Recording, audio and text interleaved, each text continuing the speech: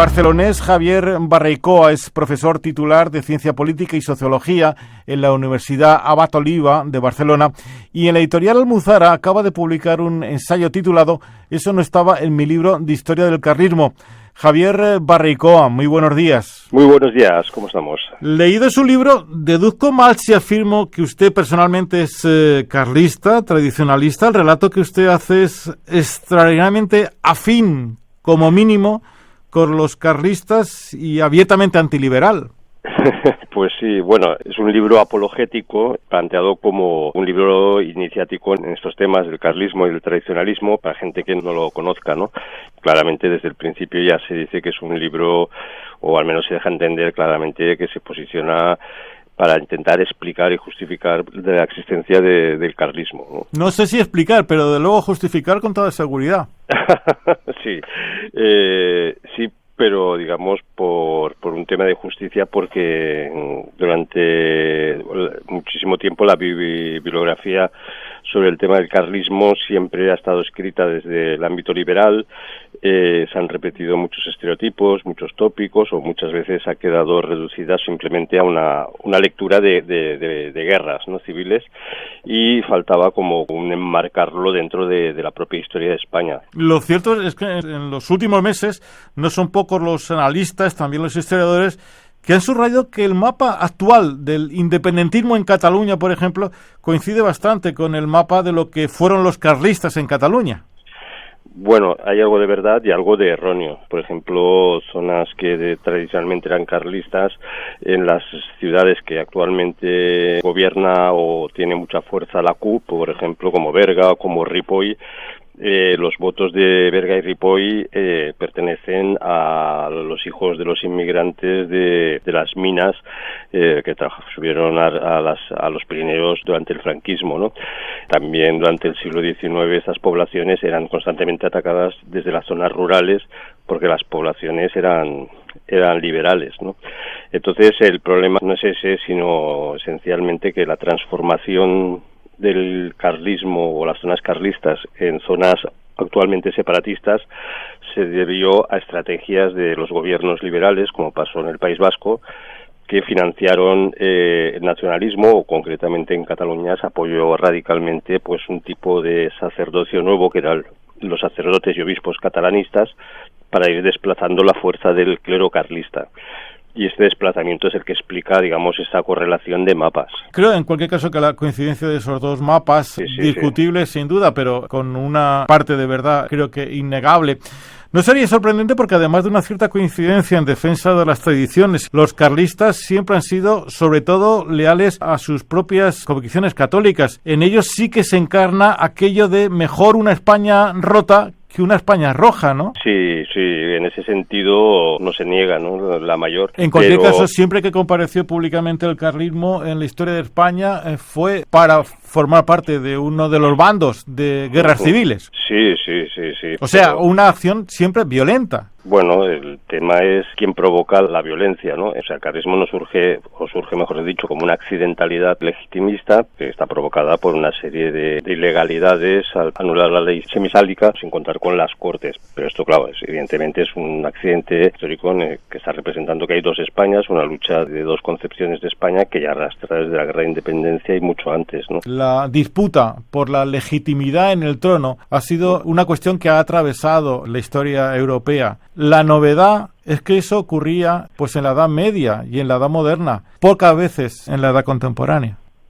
Bueno, a ver, no se explicaría la unidad de Italia sin, digamos, una clara lucha por la legitimidad entre los reinos de Nápoles o los reinos de Saboya, o no se explicaría la separación de Alemania, de Baviera y Austria por una cuestión de legitimidad del Kaiser, tampoco se explicaría. Pero estamos hablando, en el caso de Alemania o en el caso de Italia a los que usted se ha referido, estamos hablando de legitimidades o de preeminencias entre territorios enfrentados que buscan a su manera la hegemonía. No es este el caso del trono español. ¿Por qué?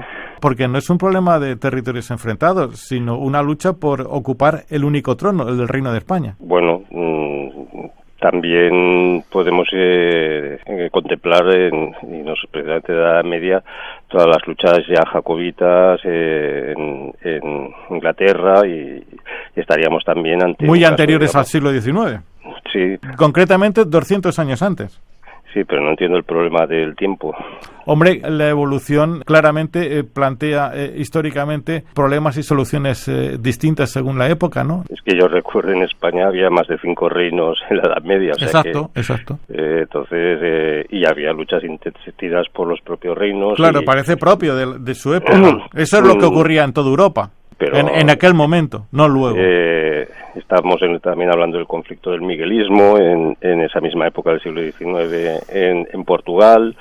Encontraríamos muchos paralelismos, las guerras en México con Maximiliano, también son guerras legitimistas. También en Brasil hay una guerra legitimista cuando se independiza de Portugal, y estamos hablando todo del siglo XIX, ¿no? En cualquier también caso... hay una guerra civil brutal y salvaje, quizás la más salvaje del siglo XIX es la guerra de secesión americana, y es una guerra republicana, ¿no? En la que, como usted muy bien sabe, lo que en efecto se discute no es ni mucho menos quién ocupa el trono. En cualquier caso, usted a lo largo de su ensayo reitera una y otra vez su desacuerdo con que el carlismo sea un movimiento reaccionario, pero la verdad es que siempre comparece públicamente movilizándose hacia el campo de batalla como reacción a lo que consideran, por ejemplo, ataques a la Iglesia Católica, a la tradición o a las fórmulas de autogobierno de determinados territorios. Esto yo creo que sí que es innegable, ¿no? Sí, hombre, con la palabra reacción, evidentemente, en cuanto que reactivo, pues es evidente que en el carlismo hay un factor reactivo. También es verdad que lo que se niega en el libro es que el concepto absolutista, tal como se aplica, por ejemplo, en la monarquía francesa en el siglo XVIII, no es aplicable, evidentemente, al carlismo, donde precisamente quien quiere construir un Estado jacobino, un Estado donde se eliminen los fueros y libertades de distintos antiguos reinos de España, pues el carlismo reacciona frente a eso, ¿no? ¿Por qué realmente el carlismo se concentró en toda la zona del noreste español, en donde a la vuelta de los tiempos han arraigado allí ahora precisamente las principales fuerzas nacionalistas en nuestro país? Bueno, posiblemente si hiciéramos un estudio sociológico de dónde es más fuerte la religión o la religiosidad, evidentemente son en esas zonas, pero también hay un presente clarísimo del carlismo, que es la guerra grande o la guerra de la Convención, que es una guerra claramente que se realiza independientemente de los deseos de Godoy, y es, al menos en Cataluña y en parte de Vascongadas, la pagan los gremios, la paga, digamos, lo que sería la sociedad civil, para enfrentarse a los revolucionarios franceses, precisamente por ese ideal tan arraigado que había tanto en Cataluña como en Vascongadas de lucha de sentido contrarrevolucionario, ¿no? Lo cual eso articula pues toda una serie de milicias populares que serán las que participarán luego en la guerra de la independencia, y que luego serán las que participarán en la guerra realista y luego en la primera guerra carlista, ¿no? O la guerra de los malcontents o descontentos en Cataluña. O sea que digamos que hay una profundísima tradición de confrontación de estas dos cosmovisiones, ¿no? De la modernidad y la tradición. Ya en el siglo XX, conocido es de todos que los carlistas se alinearon del lado de los militares sublevados en julio de 1936 contra la Segunda República.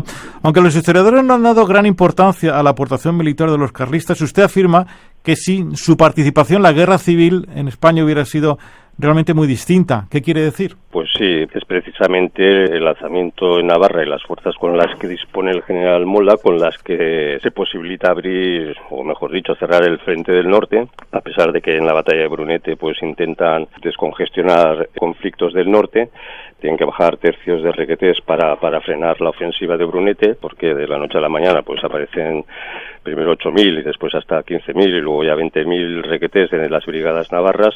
Son las que tienen una clave esencial, digamos, en cerrar un frente en el norte y luego el resguardo de Zaragoza, porque si no la República hubiera mantenido unidos los territorios de Cataluña y Madrid a través de Aragón, y evidentemente pues el lanzamiento no hubiera llegado muy lejos, no hubiera sido más que un pronunciamiento militar al uso de casi del siglo XIX. Curiosamente usted sugiere que fue Franco el gran traidor de los carlistas. ¿Por qué? Bueno, Franco no tenía ningún papel esencial en los planteamientos del proyecto de alzamiento. El director en la península era el general Mola y Sanjurjo era el líder. Los dos fallecen accidentalmente. Hay unos pactos del carlismo con el general Mola y con Sanjurjo, y cuando asume el mando militar y se autoproclama la jefatura del Estado de Franco, pues a partir de ese momento el carlismo, digamos, se encuentra descolocado porque está haciendo la guerra, pero no, digamos, con los que ha pactado una serie de acuerdos si se ganará después de la guerra, ¿no? Lo que sí está claro es, en efecto, que los carlistas se terminaron por diluir en el nuevo Estado franquista, con roces importantes entre medias, hasta la gran división interna en la que el entonces pretendiente Hugo Carlos de Borbón y Parma encaminó el carlismo nada menos que hacia un pretendido socialismo autogestionario. Evolución que usted vincula con el momento que vivía entonces la propia Iglesia Católica en los tiempos del Concilio Vaticano II.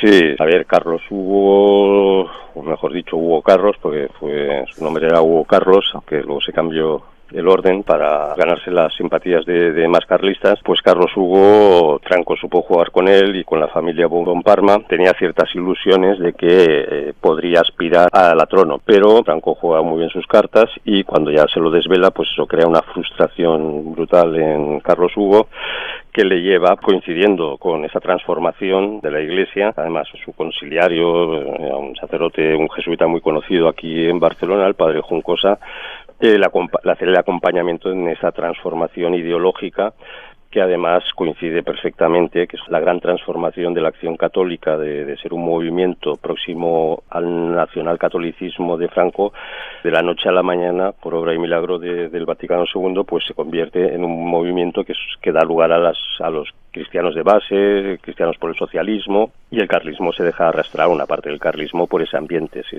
Recordemos el título que acabamos de comentar, Eso no estaba en mi libro de historia del carlismo, publicado por la editorial Almuzara y escrito por Javier Barricoa. Muchísimas gracias por su ayuda y también por su tiempo, Javier Barricoa. Muy buenos días. Gracias, igualmente, buenos días.